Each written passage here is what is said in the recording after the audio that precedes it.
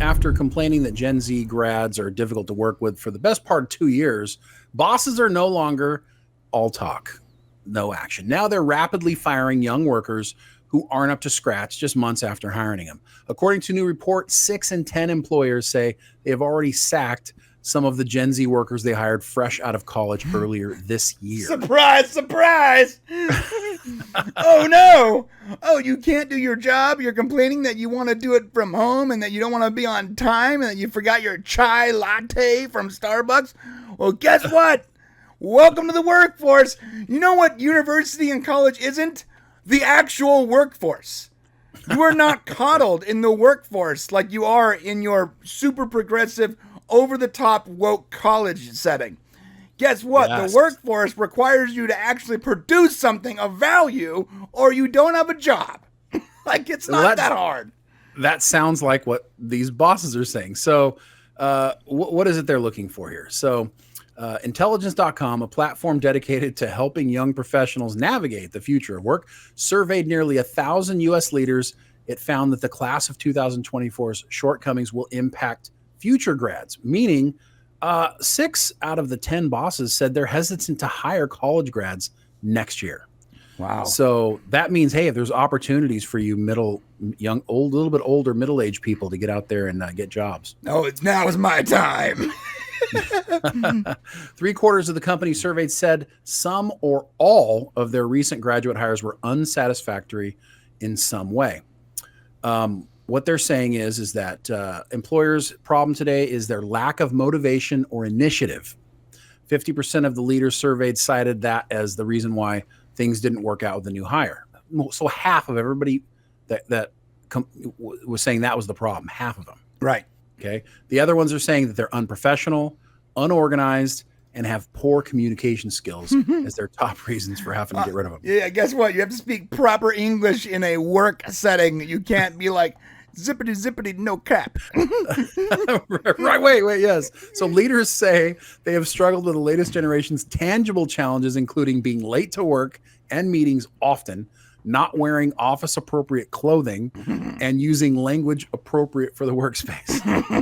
So give us an example of language appropriate for the workspace. Hey, boss, zippity, zippity, no cap. I'm going to be late because of my time blindness.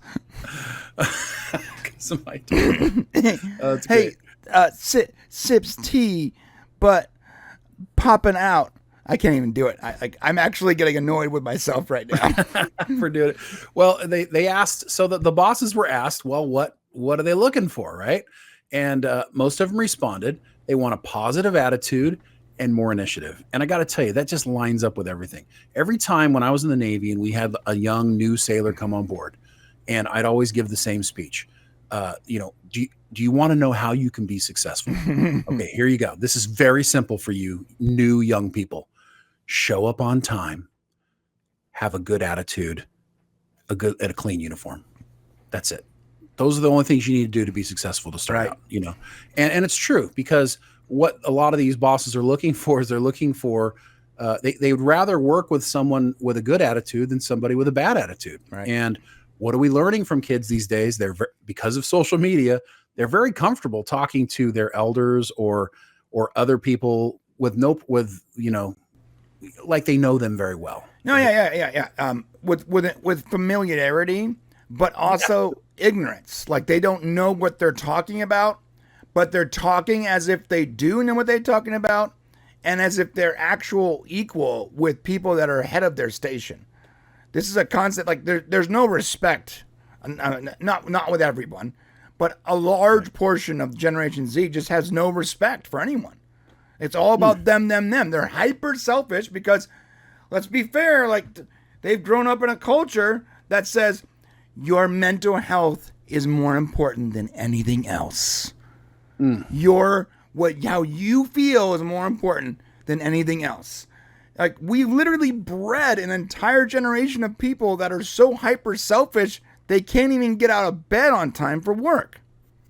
Yeah, there's, in everything, there should be balance. Yes, your mental health is important, but at the same time, you have to know, when you're taking that too far. There is going to be a little bit of anguish involved with work. They call it work for a reason. Yeah, it's because it's not easy.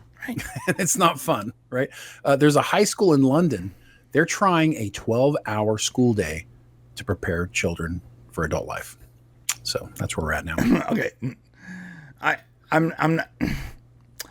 Can we stop with mimicking school in a professional setting? I'm so tired. It's at this point, it's so obvious that school was just set up to train the next generation for work. And that bothers me so much because you're putting everyone in the same box. Get to work by 8. Have your 15-minute break, aka recess. Have your lunch, aka lunch. Have your other 15-minute break, aka nap time or recess. And then get picked up by mommy. Take your cab home. And then do your homework at home. We're literally training our kids to go to work and then take their work home with them to be successful. Like, the entire thing is a racket. And it's crazy because, like, the new curriculum they have, like that Common Core, it's also not even, like, practical knowledge. It's more like how the best way for you to operate in a business environment. It's not the best way for you to actually learn that math or whatever. It's crazy. I don't know if they can. I don't know if they can come out with a way. I mean, math's new. Everything's different. I mean, I don't know how to prepare kids for the future. I think the best way is just hold them accountable for everything.